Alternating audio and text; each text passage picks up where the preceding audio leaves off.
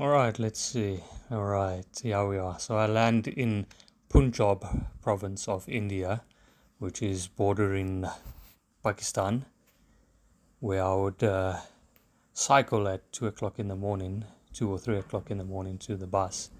And that bus would take me to my starting point where I would start to cycle and climb up into the Himalayas. And I would follow through the mountain passes and camp along the way, finding any kinds of protein foods. And unfortunately, that was not always possible. So I had to resort to just eating instant noodles and biscuits, which was all a bunch of crap. And in this area is where I would head on to Footcall Monastery, which is nestled deep inside Zanskar Valley, which is also hidden deep inside LADAKH. And this is where I would continue through extremely remote areas, through the mountain passes, and then onto the capital city of LADAKH, or capital town. And I would continue making my way through the Himalaya mountains, where days would turn into weeks, and mountain passes it would seem more painful than the last. But eventually it would lead through some amazing areas. Well, it was all amazing. It was insanely amazing. And through the last mountain pass, insane, Proton Pass, one of the most craziest mountain passes I've ever done in my life.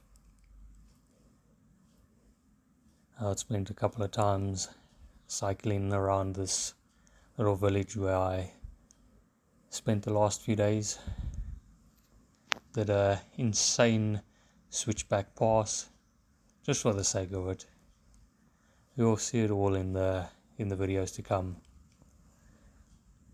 And also just to note that these voiceovers is basically 2.5 years or so after this. I'm just living on memories of what I had. And that was me exiting there and then taking the worst bus ride in human history. 10.5 hours of suffering, and that was just to do 200 kilometers or so. It was insane. And that's an overview of where I'm about to go, which is right close to K2 mountain, the most dangerous mountain in the world.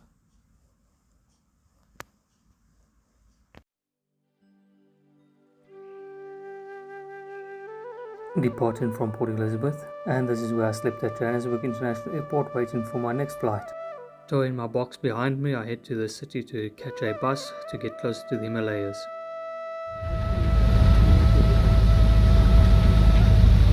After 22 hours on bus, I eventually reached the area where I would start my cycling adventure.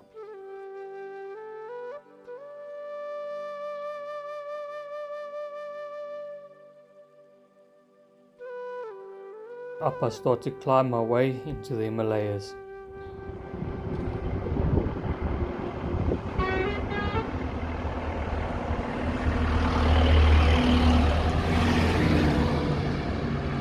I noticed that there was quite a lot of military present in this area, bordering Pakistan.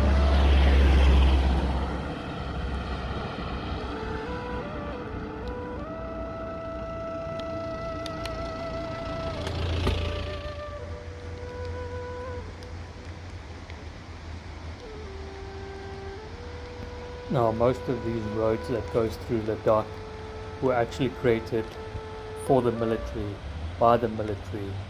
The local government says that they are connecting the hearts of the locals by creating new tunnels through the mountain. But we all know it's all just for the military to gain access in Ladakh, so that China and Pakistan. I just came from over. there.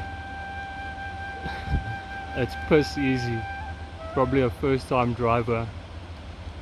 People are even crossing it with tiny little freaking Sudans.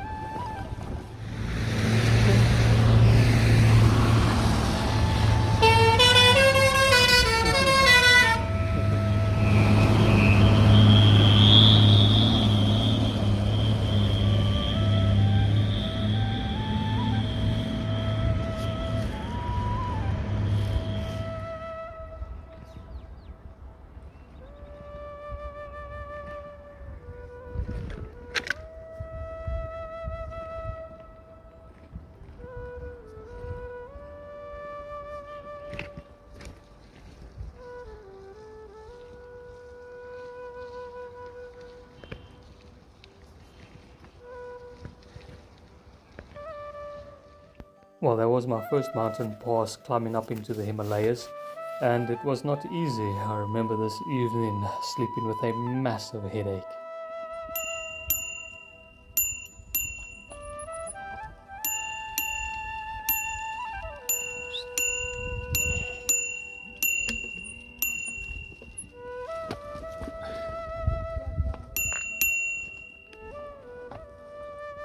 And this was the final few kilometers before I made it to the official summit, and that was my first night of experiencing acute mountain sickness.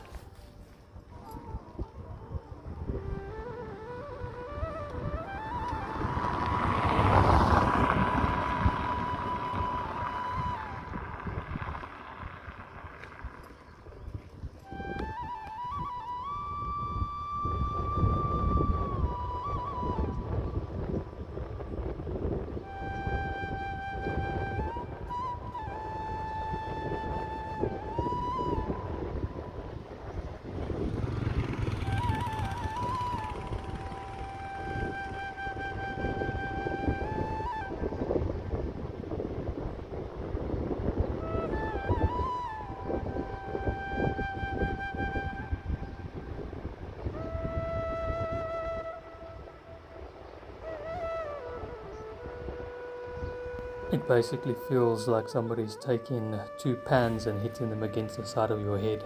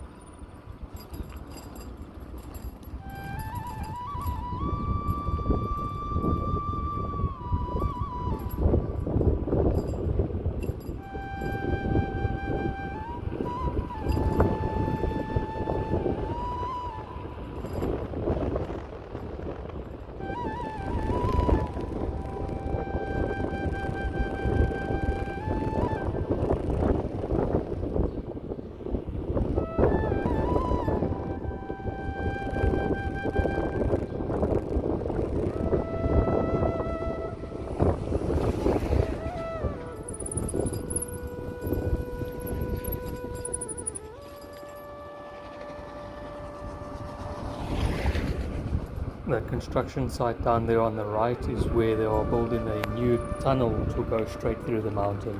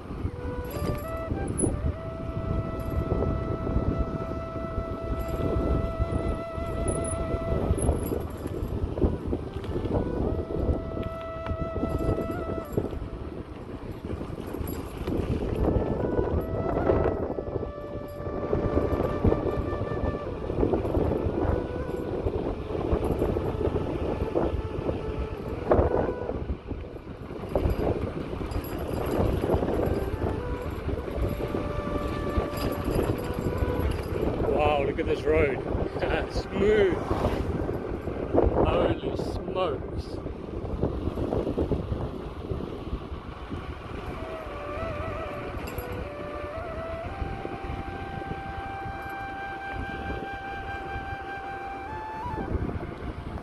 What do you think of that? Freaking awesome.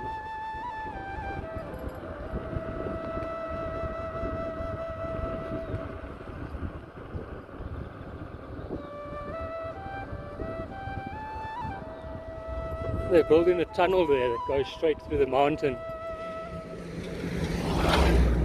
That pass took me 2 days, well, a day to ascend and probably a couple hours to descend. And that tunnel goes straight through it now. It's probably going to be finished in 2026, according to an article that I read. But yeah, super awesome, amazing, breath takeaway every second. Peace. Welcome to Ladakh.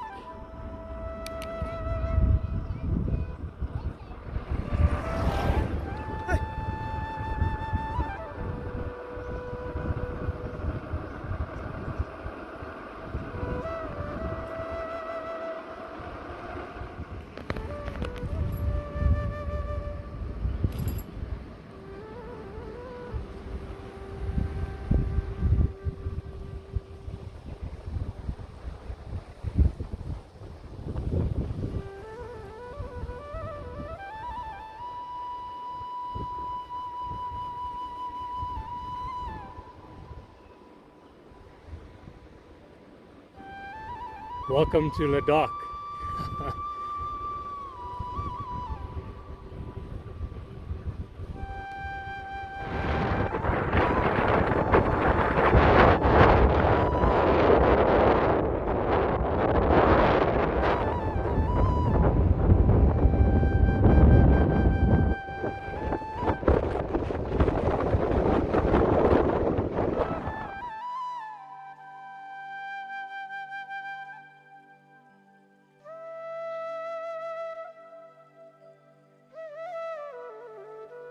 Well, there was my campsite right next to the road.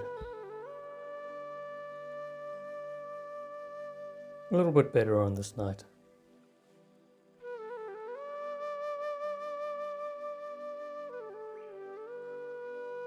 And I basically just lived off of 2-minute noodles because rice and other vegetables couldn't cook.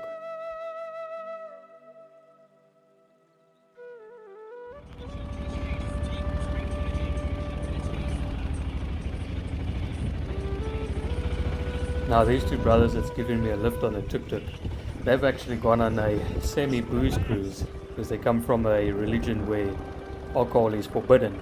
So they've got a little 500 milliliter bottle of hard liquor and they are having the time of their lives.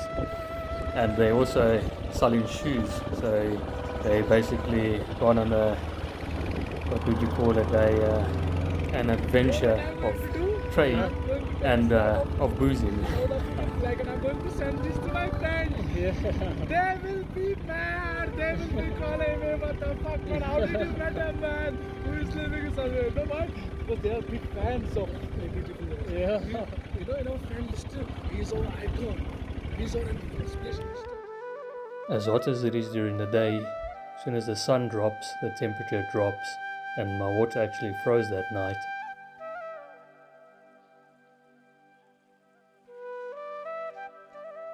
And then in the distance on the hill I spotted my first gompa, which is a Tibetan Buddhist monastery.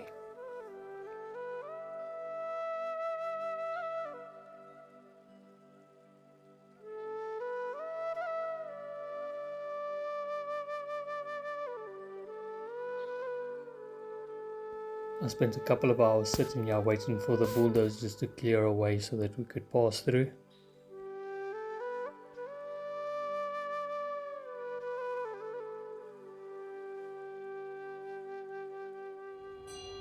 In this little village was my first find of a Tibetan prayer wheel, which they believe that when you spin it, it sends positive energy out into the world.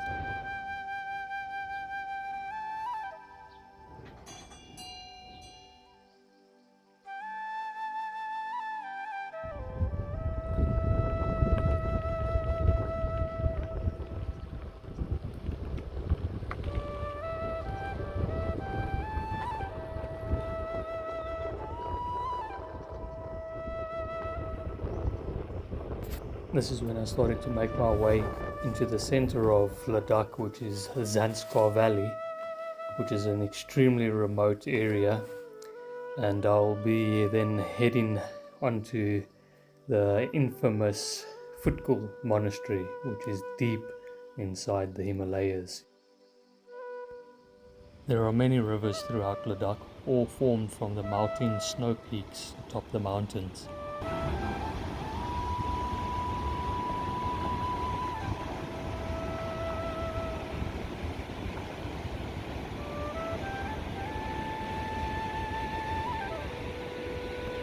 This was a small monastery on my way to my main goal. Might seem small, but it's still of great significance. Now it actually took me several days to complete this side quest. I was on my way there when I couldn't find a place, and a farmer offered me a place in his yard and gave me some supper. The next morning he gave me breakfast as well, and off I went.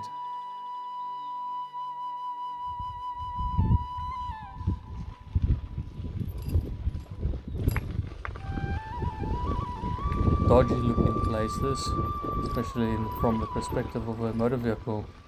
It's the reason why I came here. I wanted to see these hectic roads with my own eyes.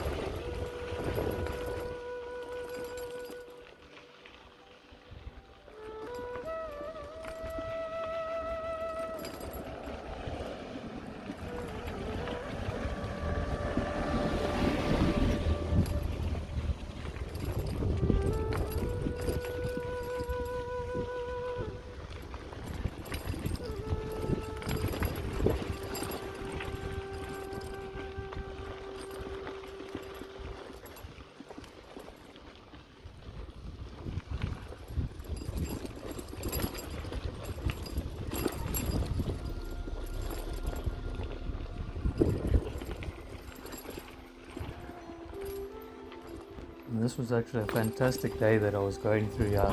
The weather was phenomenal, there was actually no wind. The glory moments without the wind would sadly come to an end.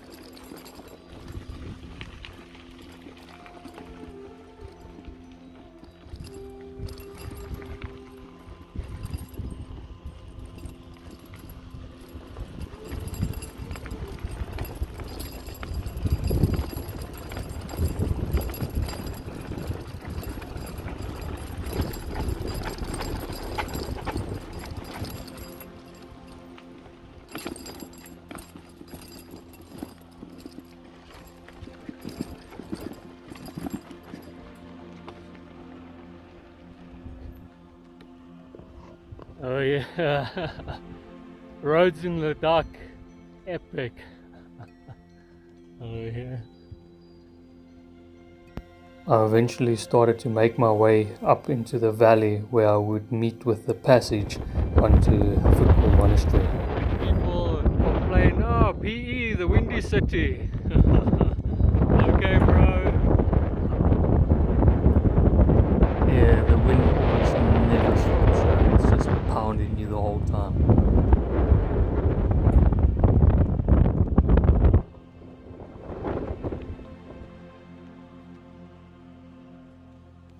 Now this next section was extremely exhilarating. I had a massive drop to the right into the river, and then from above me there was always these random stones or little landslides happening across the trail.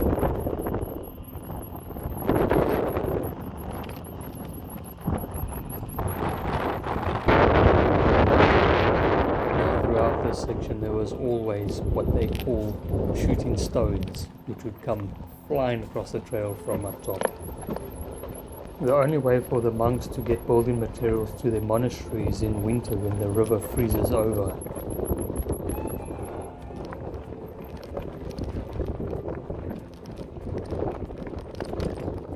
There is no roads there, just these two trails.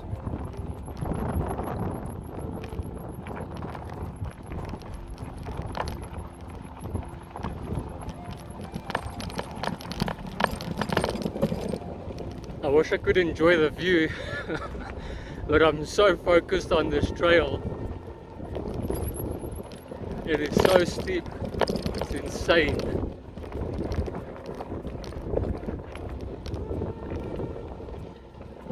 Bloody insane.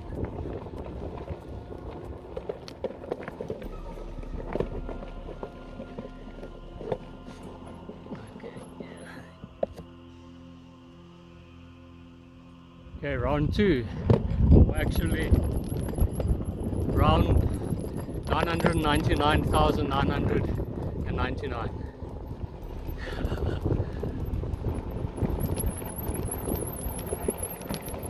Now there at the bottom on the right, close My to the brakes river, had to you will fail see now. there's also a trail.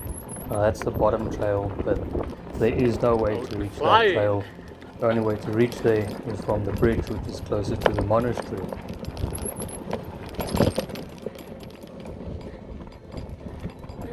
See this.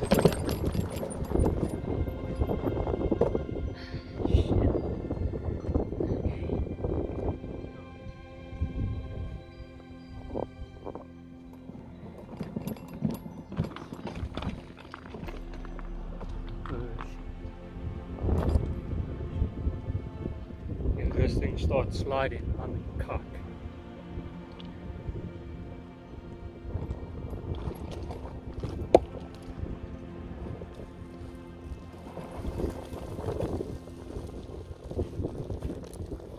Carry my bike.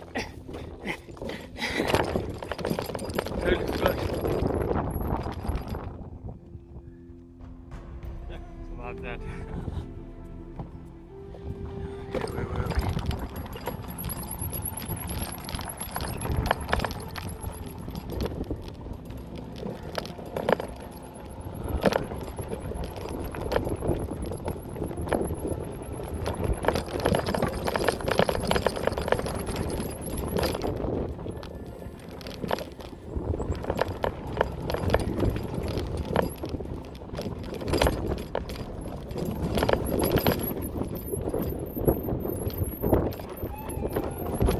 Okay, I don't know what's around this corner.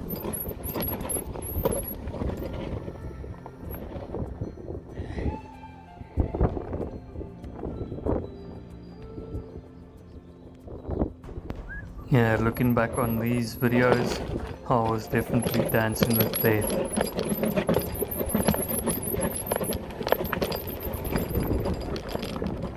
Go this way.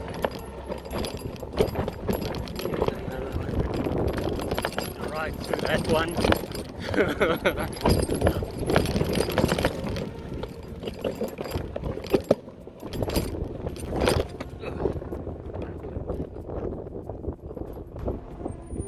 Okay, let's take a break here. and slow. So there's nobody.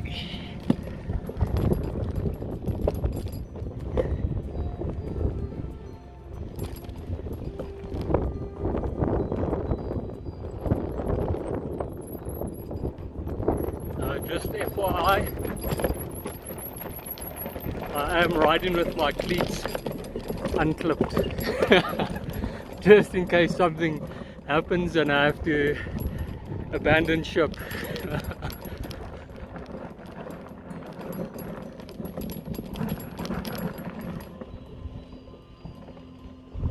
Okay.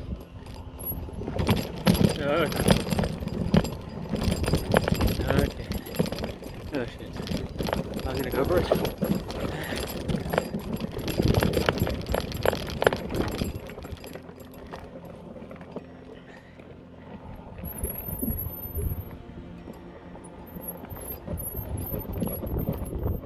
And just look at that view.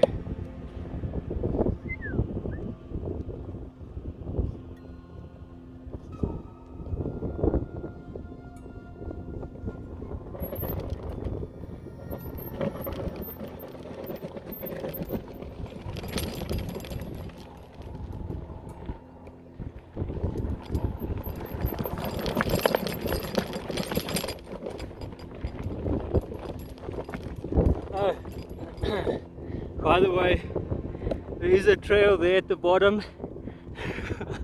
But yeah, those that know me, they know I would have taken the hectic route.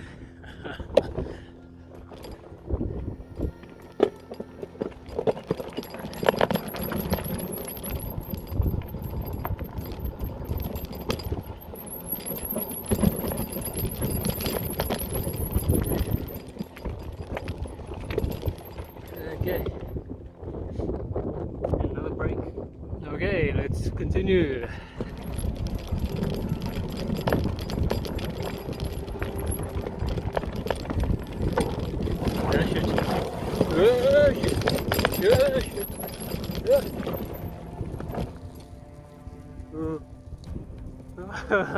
Speed! You need speed to go across those mini rock slides. Holy smokes, look at that view.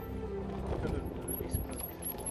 I'm gonna actually have to watch this video to be able to enjoy the views, because my eyes are on the trail 90% of the time. I'm really happy that I recorded this section. Now I'm actually sitting back and I'm really enjoying it.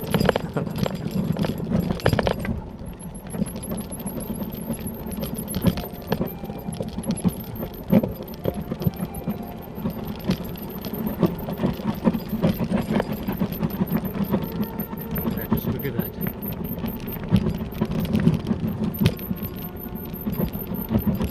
Sweet Mother Earth, how you have blessed us with your beauty.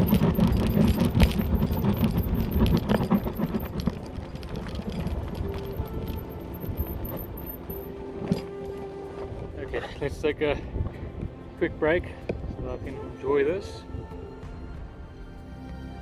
Okay. Okay, I'm stopping the video the whole time in case it gets an error and bugs out and I lose my whole recording. So it's better that I stop it. It happened to me in Vietnam, and it actually corrupted my SD card and I lost a ton of footage.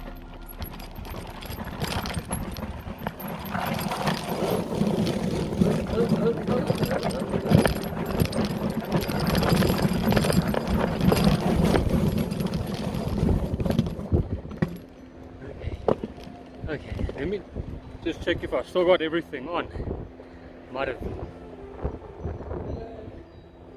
Water bottle is all tied down, strapped down, bag strapped down. It's all good.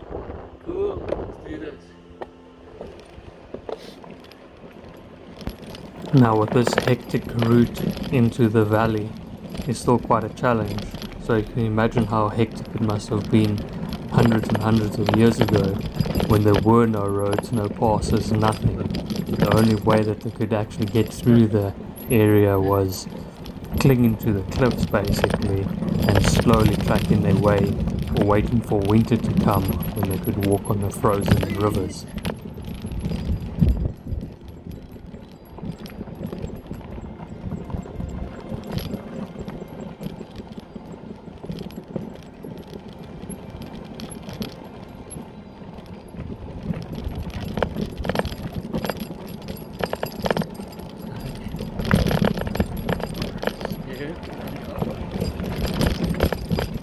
I need speed now.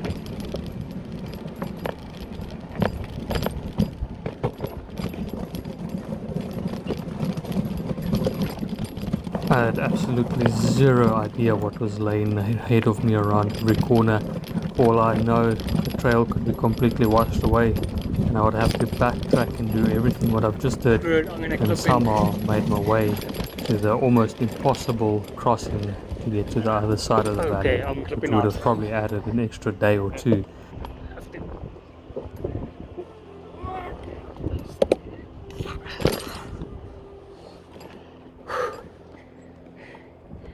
It's like 4,000 meters above sea level. I'm freaking tired. Give me a break.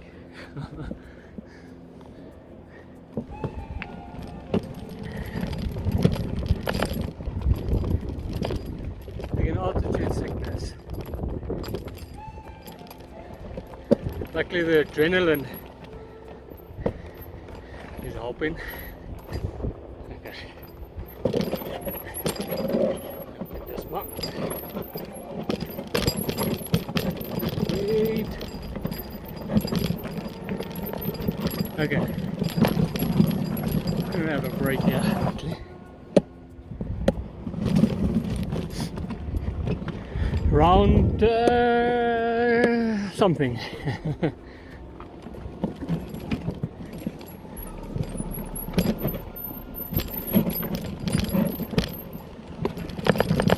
With a high elevation, with a low oxygen, your muscles, your brain, nothing works as good as it should.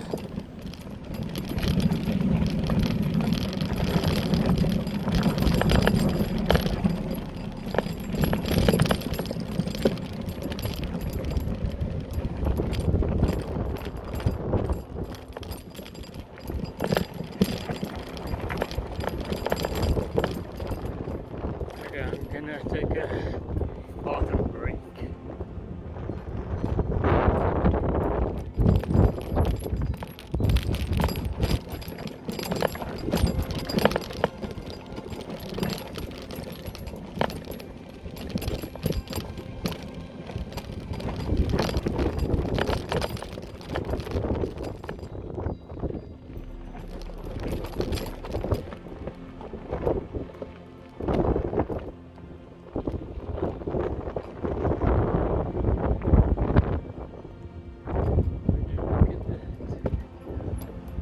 Is a bridge. How do I get to the bridge? Let's go find out.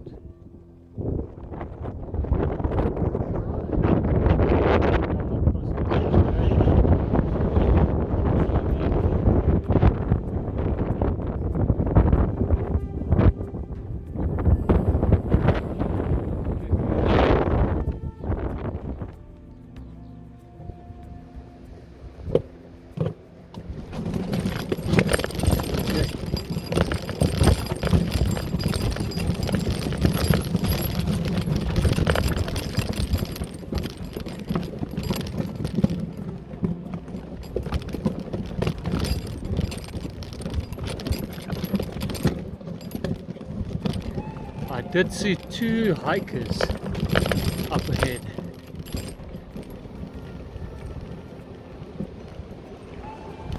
This monastery that I'm heading to, that's deep inside the Himalayas, does receive quite a lot of people that are doing a pilgrimage.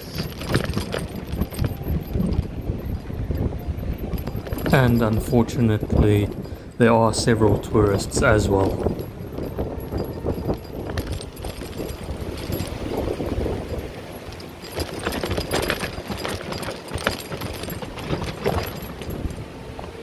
Oh no. My worst enemy. Stairs.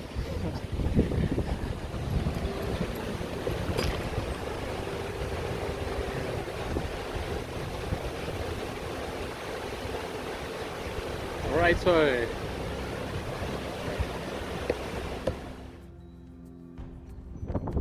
alright, I survived all that hiker bike and stairs and switchbacks nonsense. Now I can start to pedal again.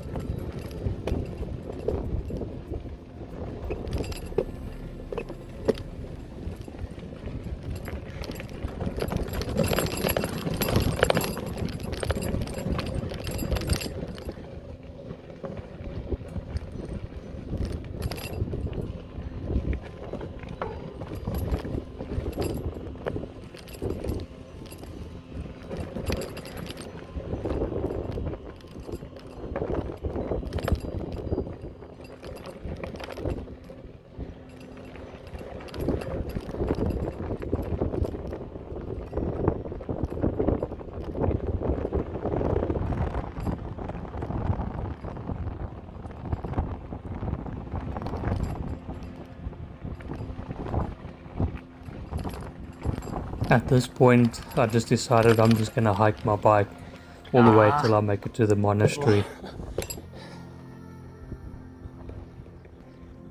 And behold, Footcool Monastery.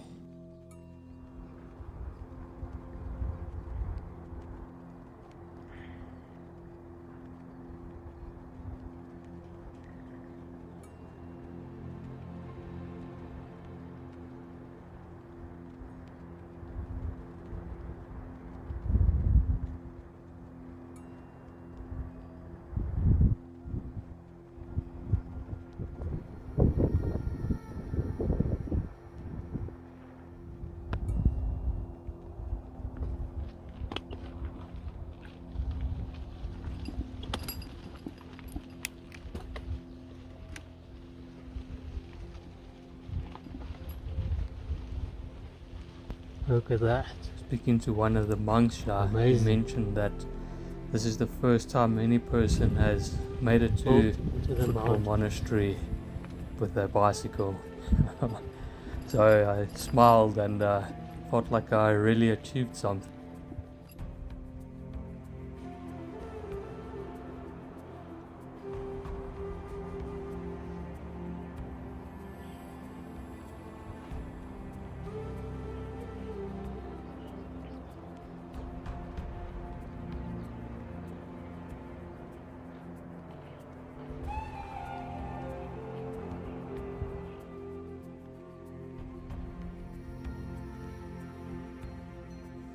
As I was making my way through the monastery, exploring all the corridors, I stumbled across the old kitchen where the chef cooked me up something to drink.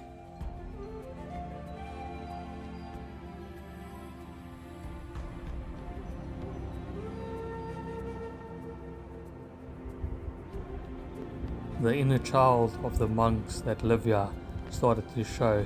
When they painted the place, they just chucked a whole bucket of paint up against the building, and there you go, painted. And this was my bedroom for that evening. This is the next day, and I start making my way back from where I came. Only this time I'm on the opposite side of the valley, on the lower track.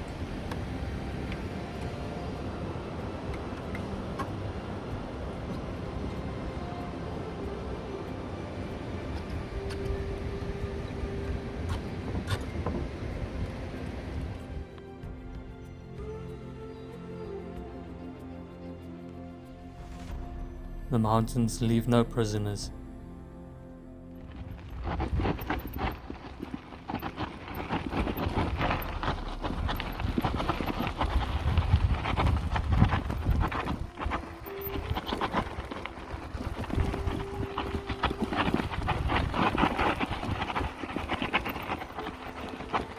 Now during this route on my way back to where I came, it was extremely hectic. The wind came up, there was dust everywhere. I didn't record anything.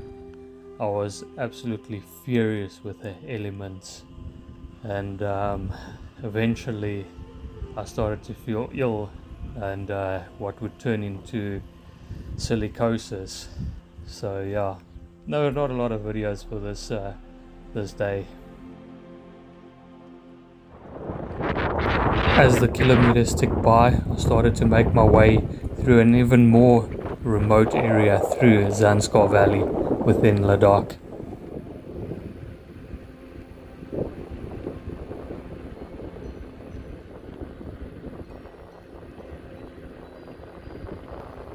And I was extremely surprised to find an actually tarred road, which unfortunately didn't last for that long before I was tossed out onto the rough and tough terrain.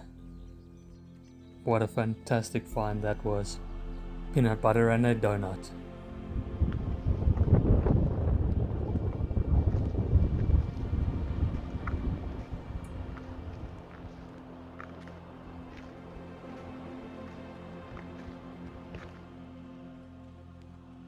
Just a couple of waits here for these bulldozers to clear the road so I can continue on.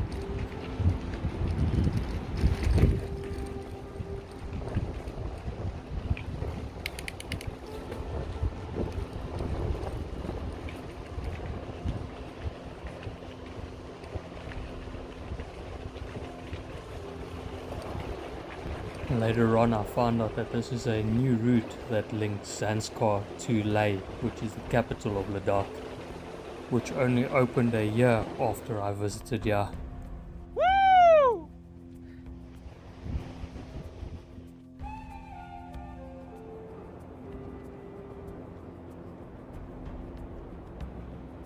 Woo!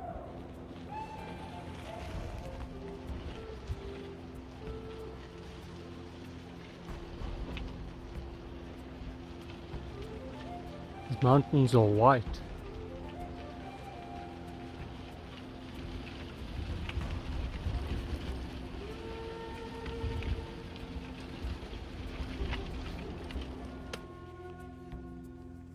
And I had a like a night's sleep with a very inquisitive friend.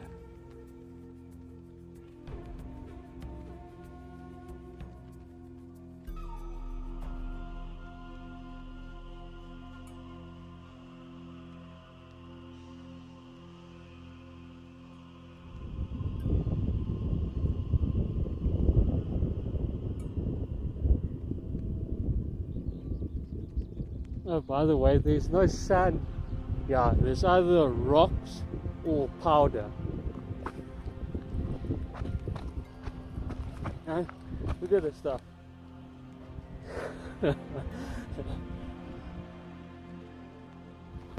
And that's the dust that would later on give me silicosis.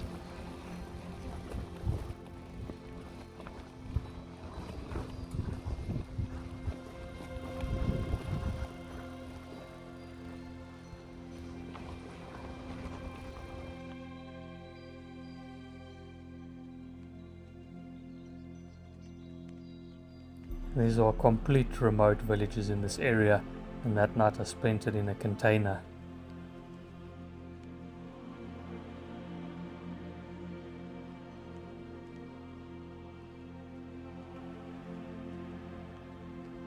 I was so happy to eventually see tar, and during a hectic descent I lost my tent, so I had to sleep in the bush without it. I received medicine for the treatment and decided to rest for 2 days in the capital town of Ladakh.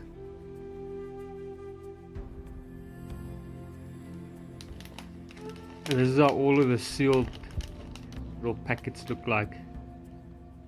It's all made in the lowland where the pressure is sea level, and when it comes up to altitude it's all bloated.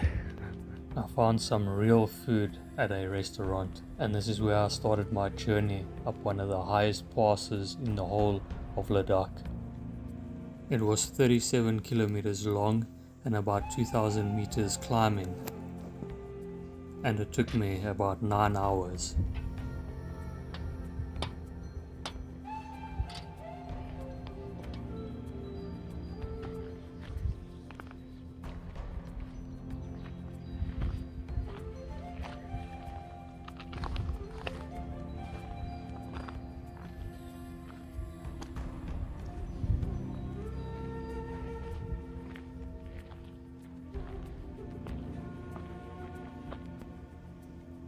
And there we go. This pass is 5,400 meters. That's higher than the base camp of Mount Everest.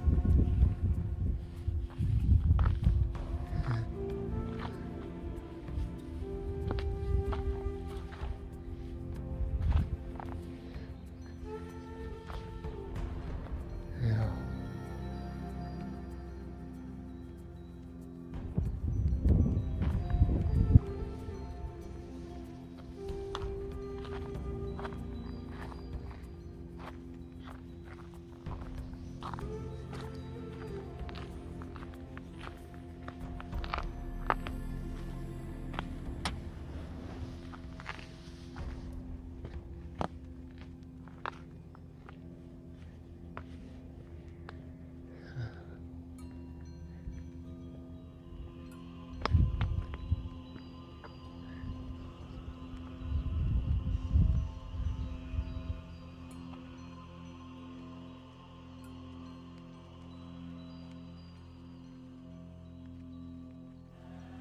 And here's the new tent that I found after losing my first one.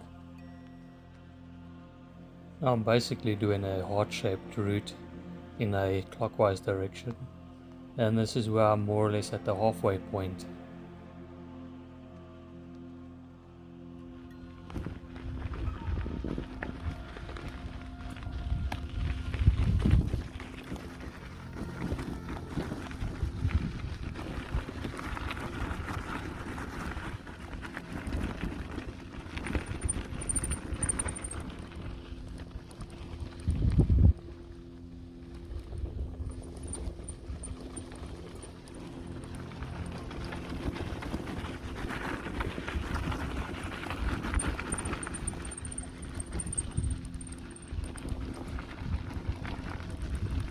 I wouldn't be surprised if all these roads have been tarred by now.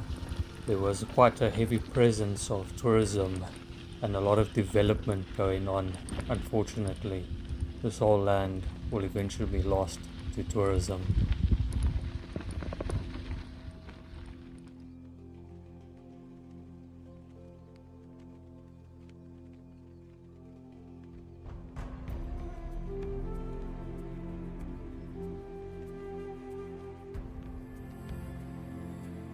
The one thing that kept me sane was making sure that I always had a fresh, clean shaved beard.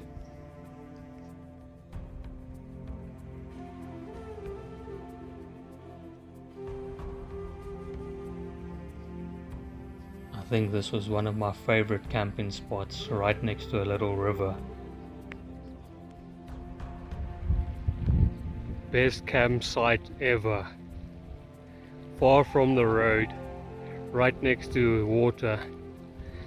And look, there's actually grass. No sand.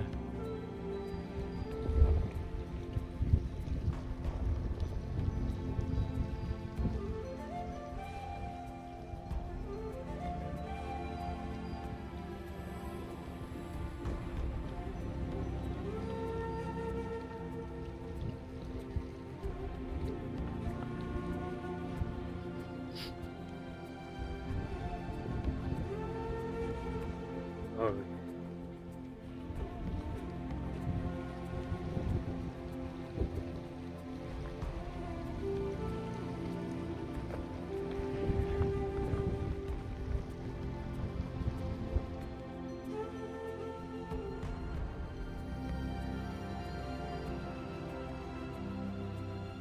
There was basically a massive mountain pass every day, so that was the normal thing for me to get up the pass, head back down, making sure that I sleep as low as possible.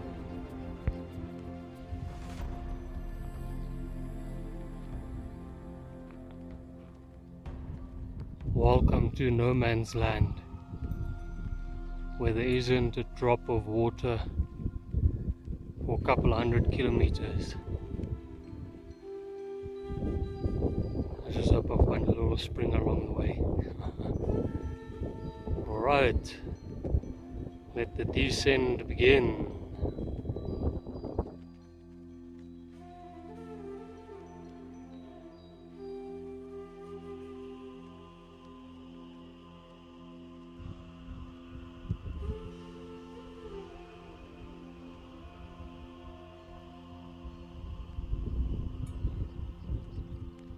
Can you believe that this place is still above 4,500 meters? And it looks flat as hell. I'm pretty sure that my lowest elevation was always above 4,000 meters. And once I started going higher than 4,700 meters, it would feel like I was getting smacked in the temples with 2 frying pans.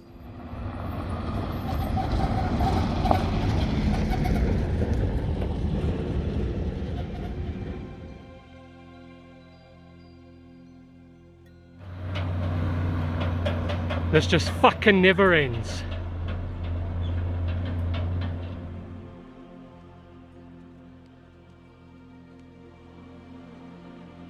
Welcome to LADAKH.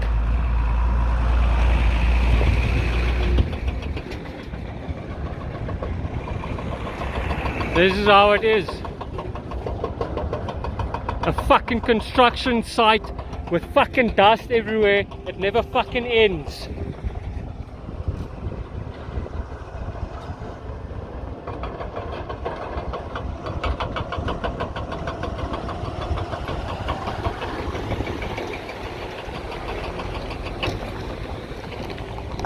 And those fucking things, those white people carrier taxi things, they're a plague, they are cancer to every single artery in this place. It's not always glory days in the mountains in Ladakh. There are those days when you just can't deal with it anymore, and the frustration is just too much for you to keep it in. And especially those taxi cabs, they were ultra annoying, and they would continue to blow their hooters at me even though they spotted me hundreds of meters back. I actually caught up to the one on the one pass and gave him my peace of mind. This area where I pitched my tent was probably the most beautiful camp spot I've ever found in my life, and I don't think I'll ever beat it again. Right on the edge of a cliff overlooking the valley at the bottom. What a beautiful moment it was.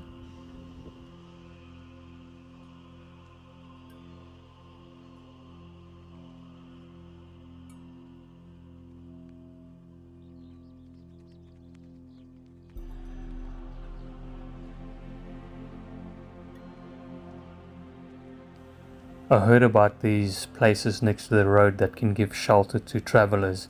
Comes with bed, and you can also have something to eat there. So I decided, well, let me experience this for the night. Well, unfortunately it was actually a nightmare. There was a continuous racket from the tarpaulin that was used for the structure, blowing in the wind throughout the whole night.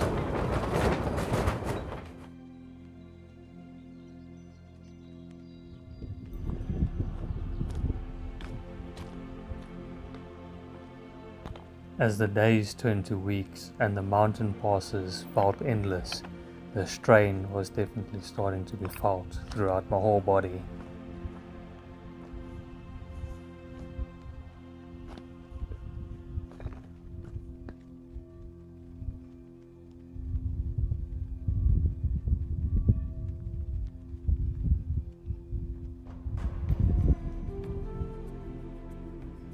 But eventually the mountain passes started to pass and the kilometers ticked by.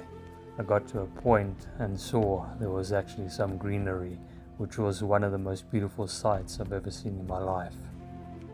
Just simple farming patches and grass, just that greenery just sparked so much life back into my own strength and muscles, with my mind feeling rejuvenated just by the sight of nature.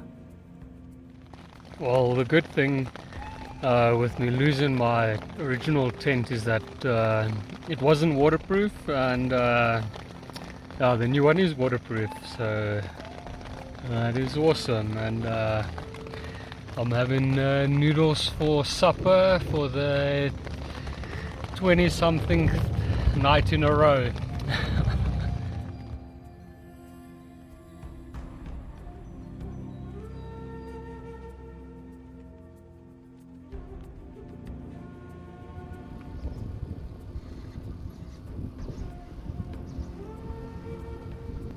for the next couple of days the scenery would start to turn into something more lively as I started to exit the Himalayas. However, there was still one massive mountain pass ahead of me.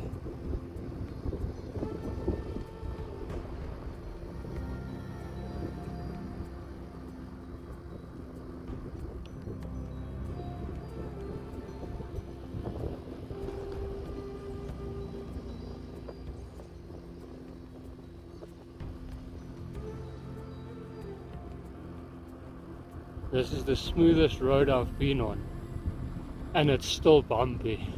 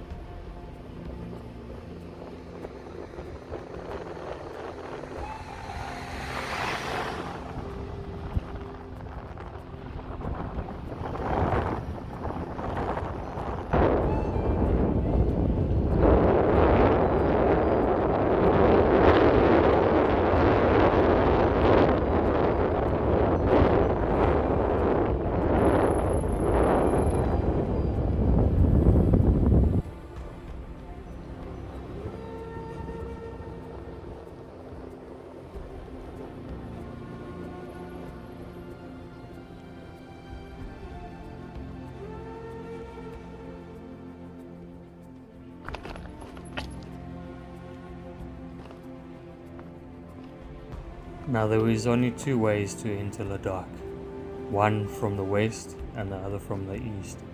I entered from the west and I will be exiting on the east.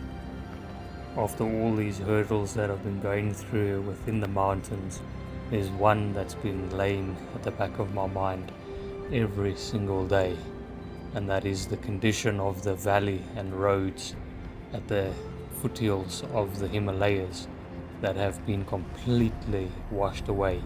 My only hope is that during my weeks in the mountains, that by the time I exit the Himalayas, that those roads have been opened up.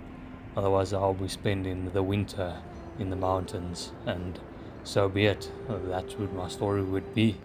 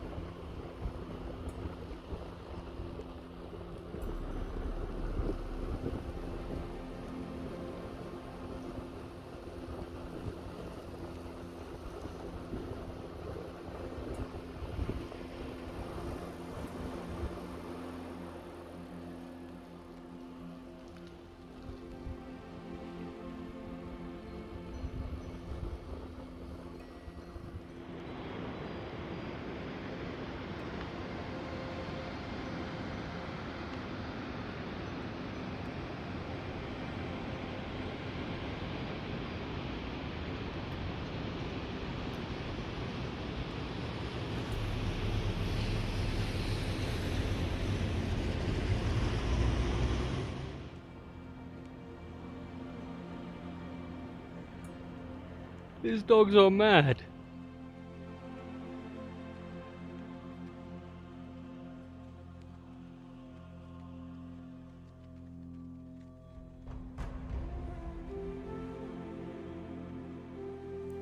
I just hit the jackpot at one of the local little shops. Yeah, I'm sitting in my shorts like as if it's summer. It's 20 degrees Celsius, and yeah, up there it's snowing on the mountain.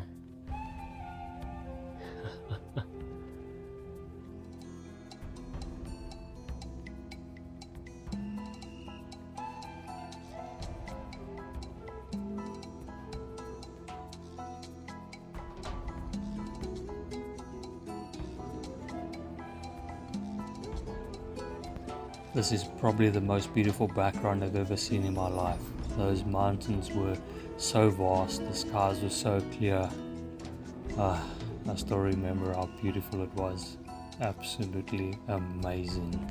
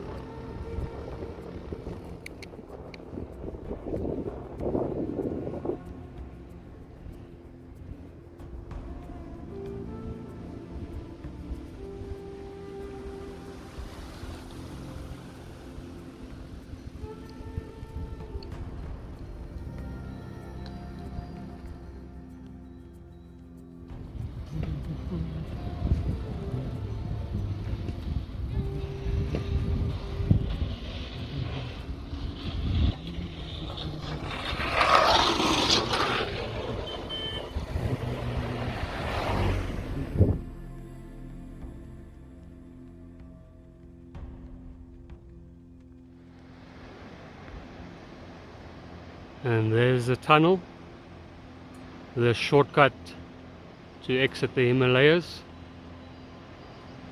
But I wasn't born to take shortcuts. I'm gonna go over the mountain.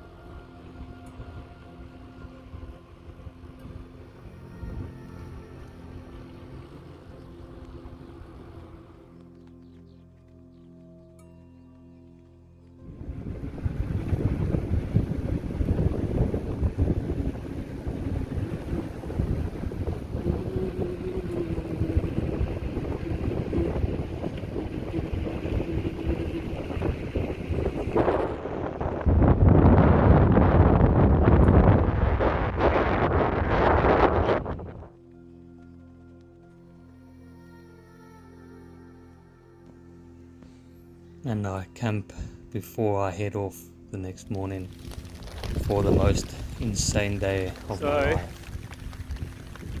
This is the last pass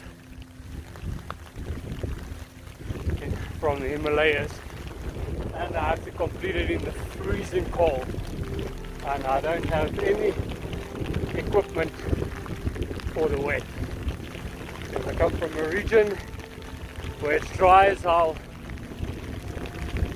and now I'm cycling up the pass for 15 kilometers to the top,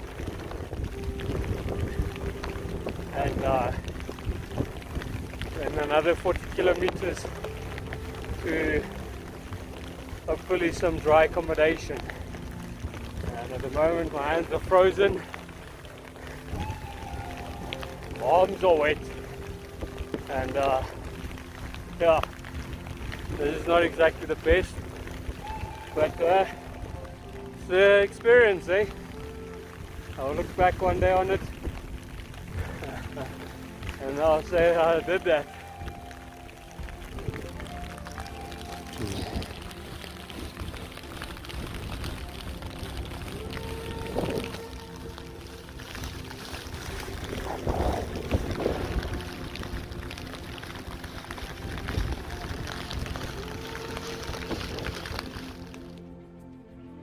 So yeah, I'm busy hiding out from the freezing rain in this shrine.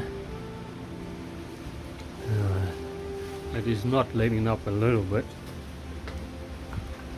I'm still gonna go over that. Yeah, funny. I eventually made it to Rotan Pass. It was an amazing achievement. So that's it. The last pass of the Himalayas. I've got about 40 k's to go, and hopefully I'll find some dry place. I've just fashioned this plastic and survival blanket to try and keep a bit of the wet out and the cold. But yeah, that's it. No more climbing. That's it. No more climbing. It was the last climb in the Himalayas, but knowing me, I still went out and did an extra 2 just for the fun of it in the last days I was there. This mountain pass was one of the most spectacular passes I've ever seen in my life. It was insane. I wish that I had more footage of it. However, it just was not possible for me to record everything, or even as much as I would have liked to. My hands were completely frozen. It was raining. The terrain was extremely brutal, and also I was just so damn tired that all that I could think of was getting down. Yeah, that was one day that I'll always remember. It was an amazing yet insane day, where there were moments where if I had to crash down off the cliff, it wouldn't matter. If I continued cycling all down in beautiful conditions, it wouldn't matter. There was no difference, in other words, between me going off the edge of the cliff and just continuing on as per usual.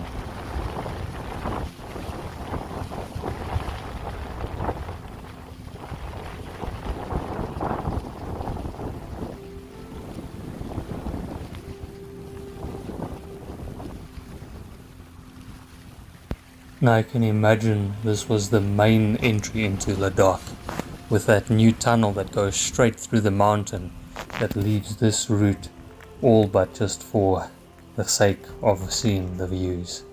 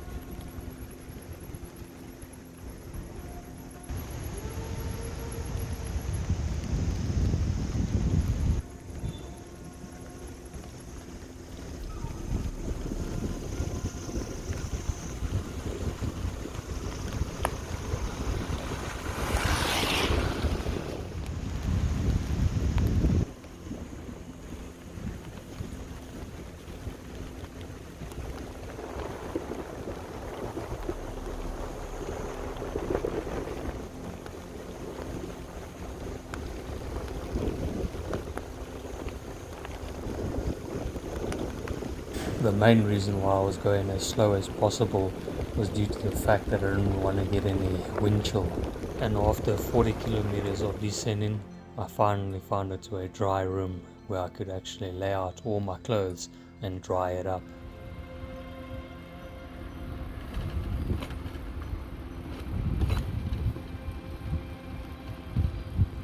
I stayed in this town at the bottom of the Himalayas for a couple of days, just going on sightseeing, and also planning on my exit strategy was how to get past the wreck of what the landslides had left in the previous weeks.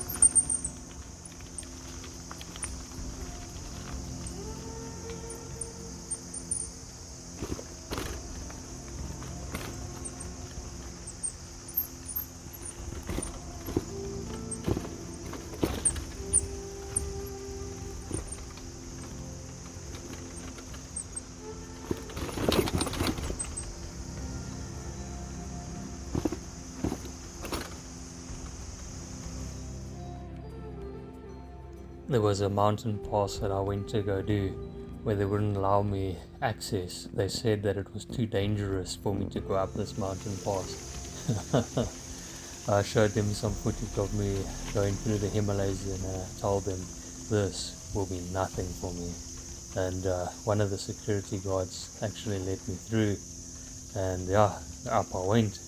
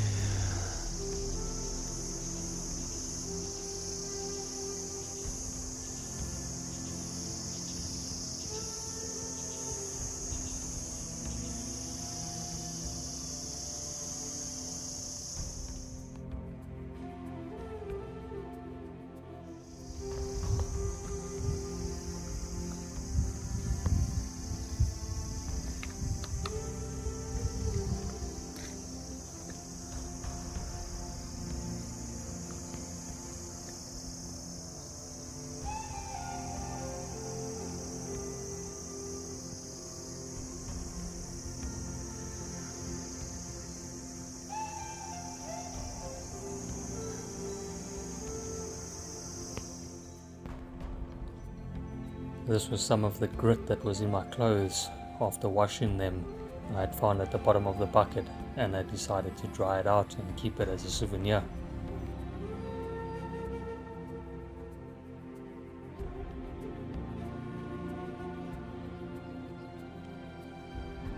After exploring the town a little bit, I decided to head back up halfway the mountain on the opposite side where that tunnel would come through.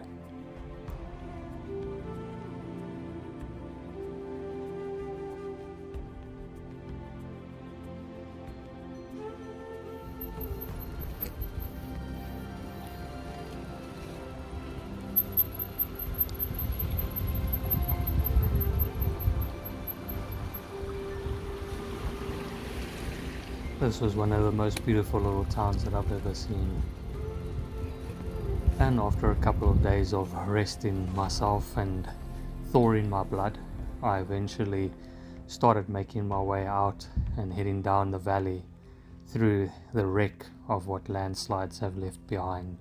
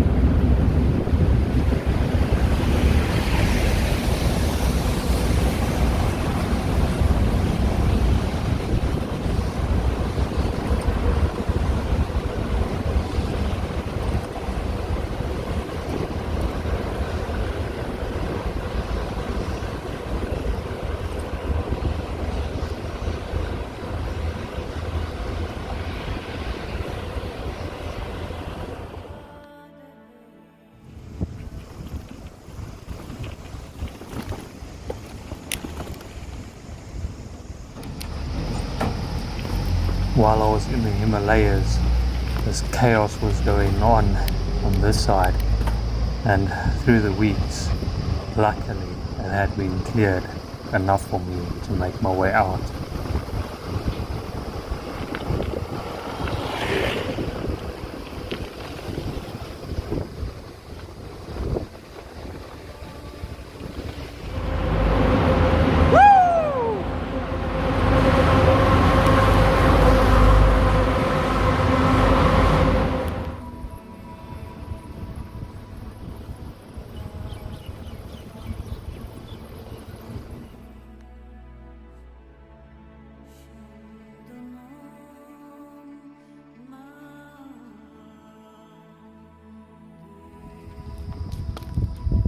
Hey, you tried me with stones.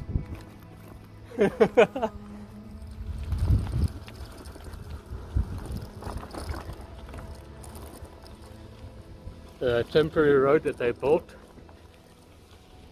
just so that we could get across.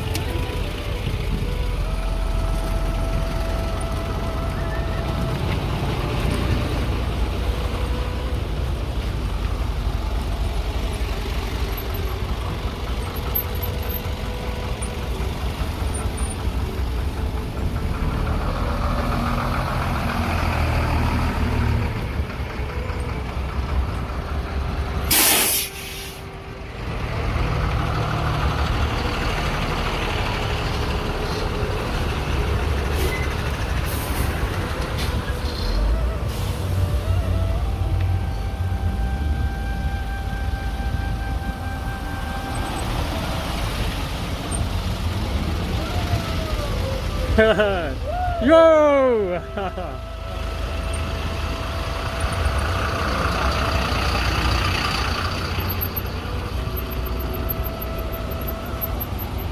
There's always that one.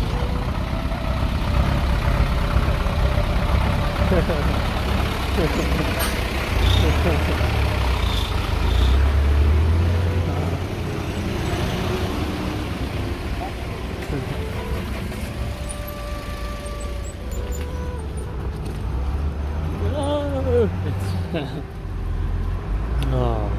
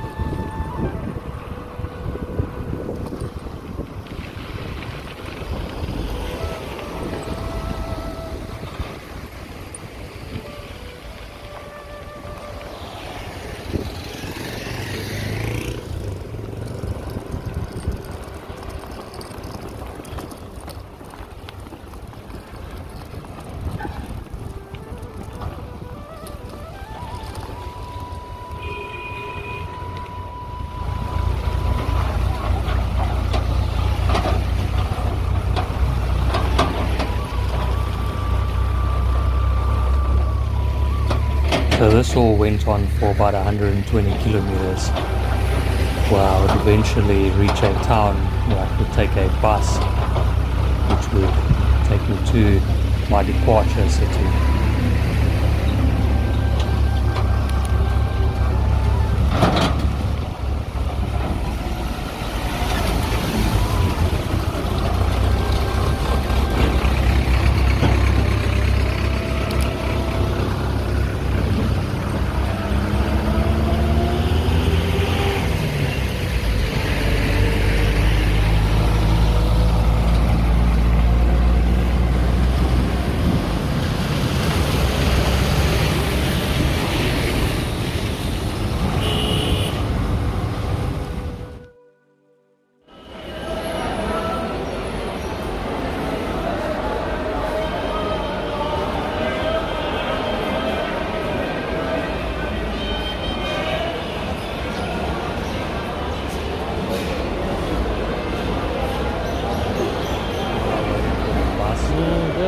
I decided to go do a little bit of exploring.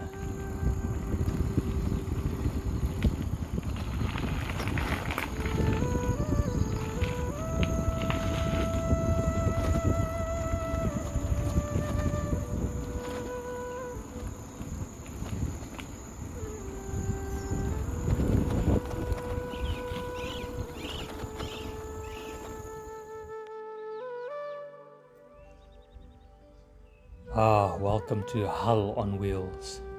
That bus ride was the most brutal ride of my life. 10.5 hours straight of ups and downs, getting smashed left and right, sitting on basically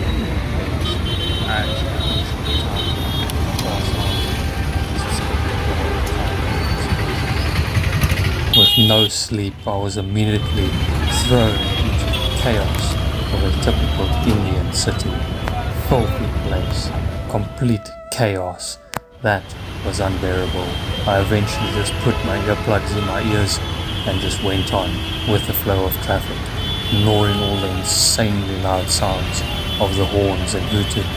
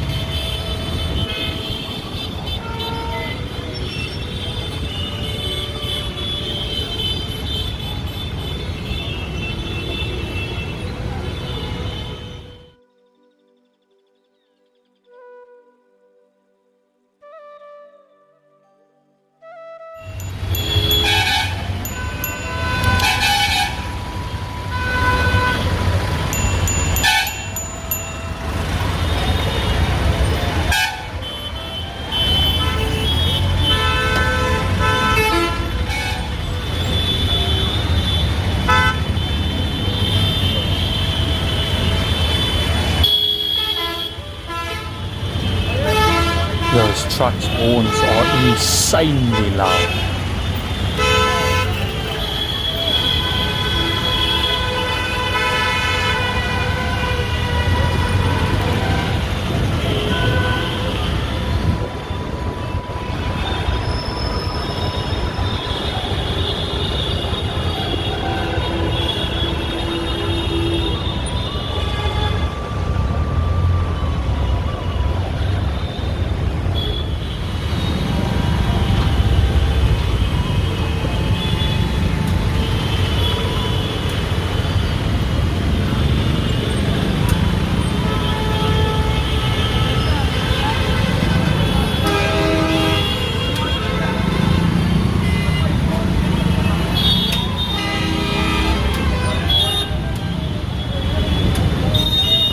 spend the night in this town where the next morning I would catch my flight back home.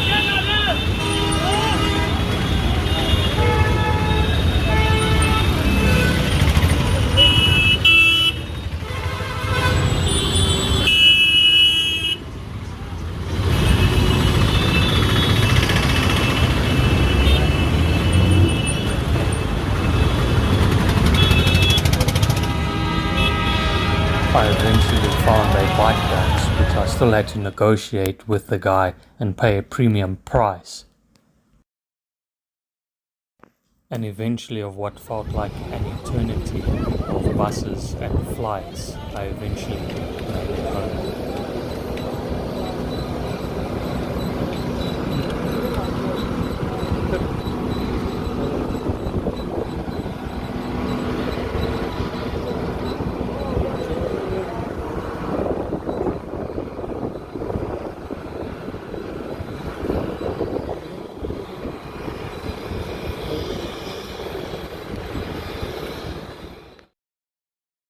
And this is the map that I completed throughout the Himalayas. And here are some of the stats of my adventure with all the mountain passes, including their altitudes.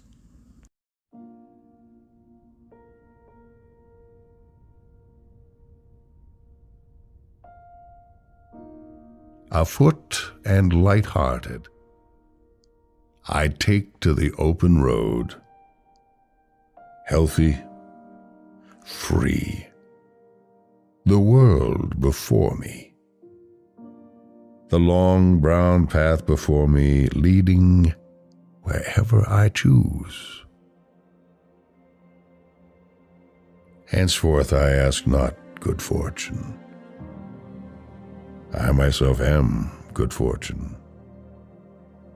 Henceforth I whimper no more, postpone no more, need nothing, done with indoor complaints, libraries, querulous criticisms. Strong and content, I travel the open road. The earth, that is sufficient. I do not want the constellations any nearer. I know they are very well where they are. I know they suffice for those who belong to them. Still here I carry my old delicious burdens. I carry them, men and women. I carry them with me wherever I go.